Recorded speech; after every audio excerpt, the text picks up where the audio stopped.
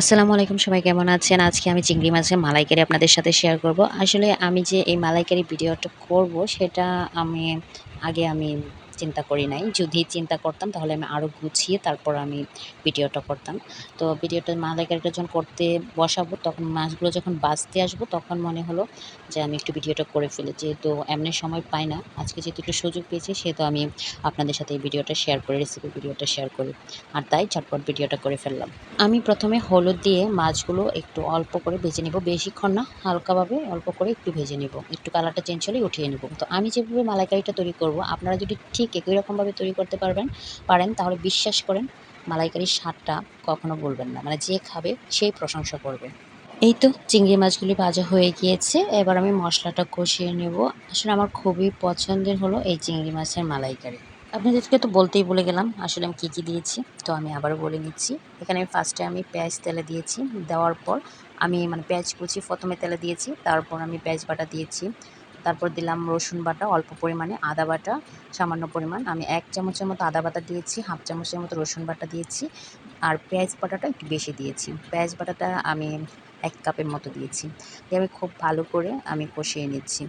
হলুদের গুঁড়া দিয়েছি, মরিচের গুঁড়া দিয়েছি, ধনিয়ার গুঁড়া, জিরা। আমি সব কিছু একসাথে লিখে দেবো, তো আপনারা একটু কষ্ট করে দেখে নেবেন। আমি আসলে ভুলে গিয়েছিলাম ভিডিওটা করতে, তো সেই জন্য আমি ভিডিওটা করতে পারি নাই।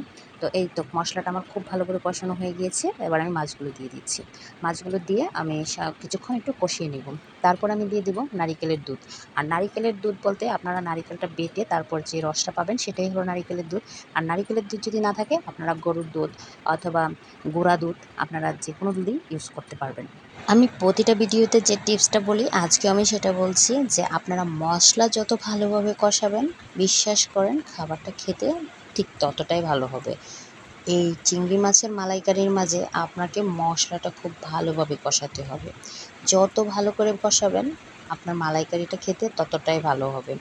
কারণ আপনি যখন মশলার মাঝে কষানো হয়ে গেলে কষানো মশলাটাই যখন আপনি চিংড়ি মাছটা দিবেন সেটা বেশিক্ষণ কষানো যাবে না। কারণ চিংড়ি মাছ যদি আপনি বেশিক্ষণ কষান তাহলে চিংড়ি মাছটা শক্ত হয়ে যায়, রাবারের মতো হয়ে যায়। তাই আপনি খুব কম সময়ের মতো আপনাদের চিংড়ি মাছটা রান্না করতে হবে। সোজা কথা হলো মশলাটা খুব ভালোভাবে কষিয়ে আপনি চিংড়ি মাছটা দিবেন, একটা কষানো দিয়ে দুধটা দিবেন, দুধটা শুকিয়ে এলে বাস অল্প কটা কাঁচামরিচ দিয়ে আপনি নামিয়ে দিবেন। বাস আপনি চিংড়ি মাছের মালাইকারি খেতে সেই সুস্বাদু হবে, মাছটাও একবারে সফট থাকবে। আর যদি আপনি বেশি কষান মাছ তাহলে শক্ত হয়ে যাবে।